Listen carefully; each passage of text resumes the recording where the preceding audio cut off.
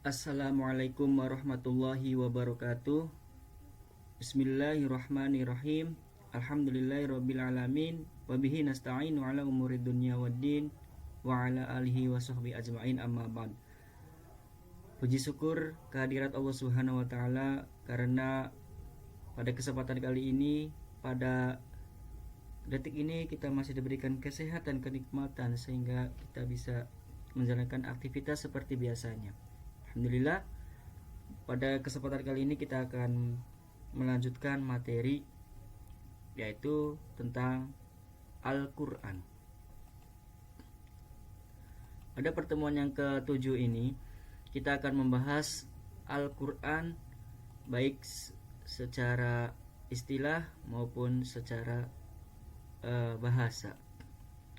Adapun tujuan dari pembelajaran atau perkuliahan pendidikan agama Islam dengan tema Al-Quran, setelah mengikuti perkuliahan ini, mahasiswa mampu menjelaskan definisi Al-Quran baik secara etimologi, secara bahasa, maupun secara terminologi, istilah. Menjelaskan keutamaan dan keistimewaan Al-Quran, menjelaskan fungsi-fungsi Al-Quran, dan yang terakhir menjelaskan kemukjizatan Al-Quran. Adapun referensi atau rujukan dari pembelajaran pada kesempatan kali ini yaitu dari Prof. Zainuddin Ali, Pendidikan Agama Islam, dari Dr. Andes Abu Ahmadi, dari Al-Quran dan terjemahannya. Ya. Baik, langsung saja kita ke materi. Apa sih Al-Quran itu? Ya. Secara etimologi, secara bahasa, Al-Quran berasal dari bahasa Arab, yaitu bentuk jamak dari kata benda atau masdar, dari kata kerja qoro'a yaqra'u Qur'anan, yang berarti bacaan atau sesuatu yang dibaca berulang-ulang. Konsep pemakaian kata tersebut dapat dijumpai pada salah satu surah Al-Quran, yaitu pada surat Al-Qiyamah ayat 17 dan 18. Secara bahasa, Al-Quran itu adalah qoro'a yaqra'u, bacaan. Tentunya bacaan-bacaan yang terkait dengan pedoman, ya, bacaan-bacaan. Secara bahasa, Al-Quran adalah bacaan. Adapun secara istilah, Al-Quran adalah kalamullah yang diturunkan kepada Nabi Muhammad SAW sebagai mukjizat, disampaikan dengan jalan mutawatir dari Allah Subhanahu wa taala sendiri dengan perantara malaikat Jibril, dan membaca Al-Quran dinilai ibadah kepada Allah Subhanahu wa taala. Jadi secara istilah, Al-Quran adalah kalamullah, firman Allah, wahyu Allah yang diturunkan kepada Nabi Muhammad. Kalau bukan kepada Nabi Muhammad, bukan Al-Quran. Ini kalam Allah yang diturunkan kepada Nabi Muhammad dinamakan Al-Quran. Kalau diturunkan kepada Nabi Musa, kalam Allah yang diturunkan Nabi Musa namanya Taurat. Kepada Nabi Isa namanya Injil. Kepada Nabi Dawud namanya Zabur. Ya. Adapun yang diturunkan kepada Nabi Muhammad adalah Al-Quran melalui perantara malaikat, yaitu malaikat Jibril. Dan membaca Al-Quran ini dinilai ibadah. Kita ketahui membaca Al-Quran di surat Al-Fatihah itu banyak sekali, ya. Bukan yang dihitung itu bukan per kalimatnya, tetapi per hurufnya. Satu huruf dibalas oleh Allah Subhanahu wa taala dengan 10 kebaikan. Apalagi kita setiap hari membaca Al-Quran, satu juz, satu surat, atau syukur-syukur satu hari satu hataman. Subhanallah. Adapun Al-Quran menurut para ahli, yang pertama, Muhammad Ali As-Sabuni menjelaskan bahwa Al-Quran adalah firman Allah Subhanahu wa taala yang tiada tandingannya, diturunkan kepada Nabi Muhammad, nabi penutup para nabi dan rasul, dengan perantaraan malaikat Jibril, ditulis pada mushaf-mushaf, kemudian disampaikan kepada kita secara mutawatir. Mutawatir itu artinya secara berangsur-angsur, tidak sekaligus bleg. Satu Al-Quran yang kita ketahui, yang kita baca, yang kita pegang Ros Usmani itu, tetapi turunnya Al-Quran itu secara mutawatir, secara berangsur-angsur. Membaca dan mempelajari Al-Quran adalah ibadah, dan Al-Quran dimulai dengan surat Al-Fatihah serta ditutup dengan surat An-Nas. Ini menurut Muhammad Ali As-Sabuni. Adapun menurut Dr. Subhi As-Soleh, Al-Quran adalah kalamullah, merupakan mukjizat yang diturunkan kepada Nabi Muhammad, ditulis dalam mushaf dan diriwayatkan dengan mutawatir, serta membacanya adalah ibadah.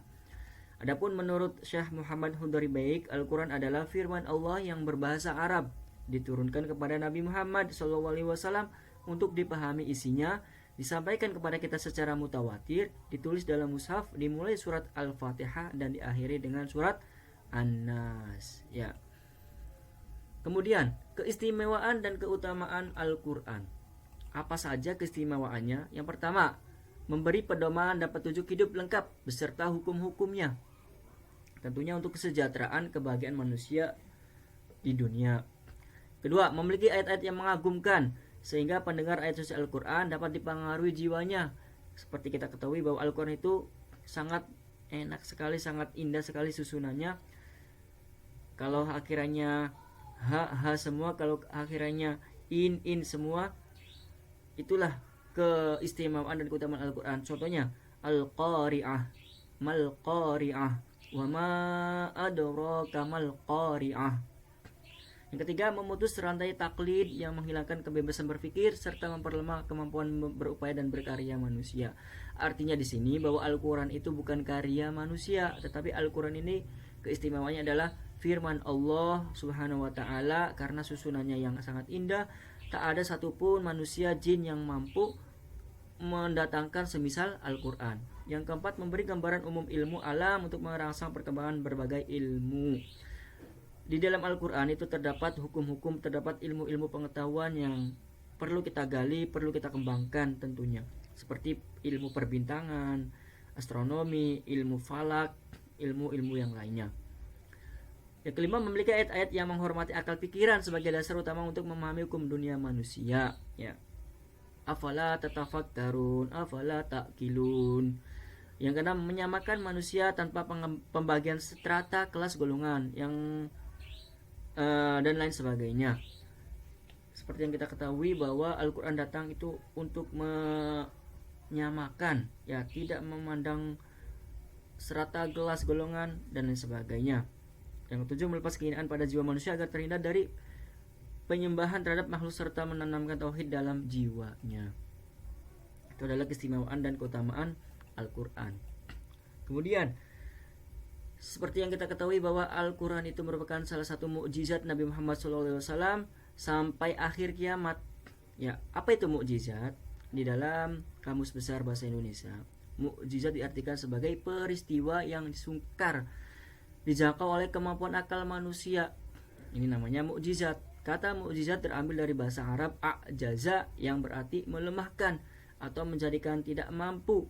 Sedangkan kata a'jaza itu sendiri berasal dari kata ajaza, yang berarti tidak mempunyai kekuatan atau lemah.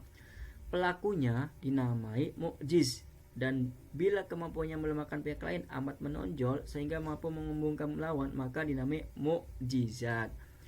Tambahan tak marbutoh pada akhir kata itu mengandung makna mubalaghoh. Seperti yang kita ketahui bahwa mukjizat itu didatangkan oleh Allah kepada para rasul dan nabinya itu untuk melemahkan musuh-musuhnya, untuk menandingi musuh-musuhnya. Contohnya mukjizat Nabi Musa, tongkat, itu untuk melemahkan Raja Fir'aun.